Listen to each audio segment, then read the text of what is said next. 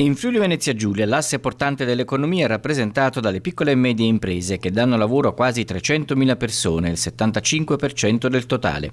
Il rapporto tra PMI e grandi aziende ci dice che sul totale delle attività produttive quasi tutte sono di piccole e medie dimensioni, il 99,8%, un confronto che conferma la presenza capillare e determinante delle piccole e medie imprese, ma allo stesso tempo apre il tema della mancanza di grandi imprese, praticamente inconsistenti se consideriamo che rappresentano solo lo 0,2% del totale. Va comunque detto che nonostante tutto in Friuli Venezia Giulia la presenza delle grandi imprese è ancora molto significativa. Ricordiamo il ruolo giocato nel capoluogo giuliano da Fincantieri, Generali e Illy Caffè, quello svolto da Schneider, Fantoni ed Electrolux nel Friuli. Anche in Friuli Venezia Giulia le piccole e medie imprese sono determinanti perché costituiscono l'asse portante dell'economia regionale.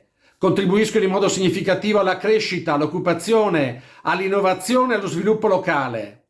Esportano i propri prodotti in tutto il mondo e alla politica non chiedono sussidi, agevolazioni e contributi, ma desiderano essere messe nelle condizioni di operare con serenità, beneficiando di una burocrazia meno oppressiva, di infrastrutture pubbliche efficienti e di un sistema fiscale più favorevole.